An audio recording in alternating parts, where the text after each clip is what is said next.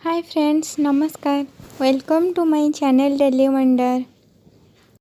मु आज आपण मानक पई फिश एग पकोड़ार रेसिपी प्रस्तुत करबा पई जाउची। आसंतु आरंभ करिबा। मु एठारे रोहू माछर 250 ग्राम फिश एग नेछि। आपण माने चाहिले जे कोनोसी माछर एग नै परबे।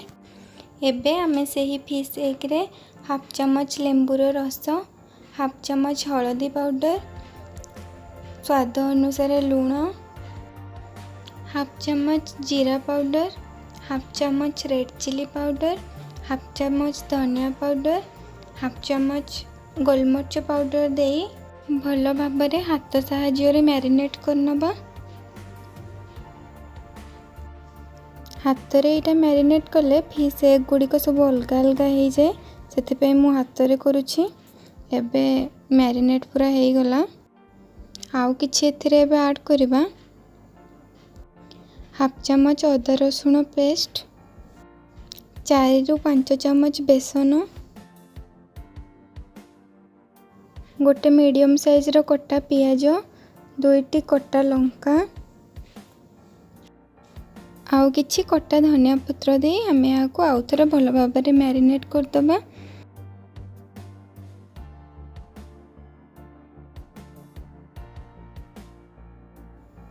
एबे एटा मैरिनेट हो गला। हमें यहाँ को 15 मिनिट पे एमती छाड़ीदबा। 15 मिनिट पर गैस रो फ्लेम ऑन करके आमे कड़ाई को बसेबा। कड़ाई टिके गरम हो गला पर आमे सेथिरे तेल ऐड करबा।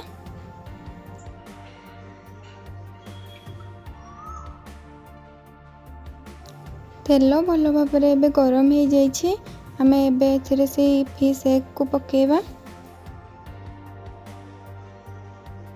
एगुड़ा परस्पर सह आद लगे, आपण आराम से पकई पारे। यह एबे भल भाव फ्राए हो गलानी, कारण यार कलर चेंज हो गलानी।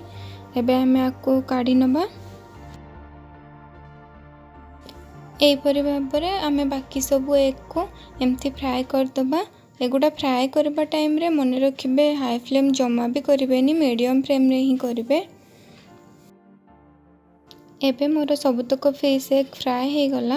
एबे मुआ को सर्व करेबे।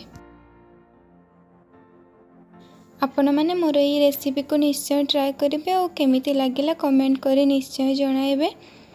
जदि मोर रेसिपीटी आपन को पसंद आसी थाए ताहले निश्चय मो चैनल को लाइक शेयर एंड सब्सक्राइब करंतु एवं पाखरे थिबा बेल आइकन को क्लिक करंतु, जहा द्वारा मोर समस्त नोटिफिकेशन आपण माने पाई परिबे। धन्यवाद।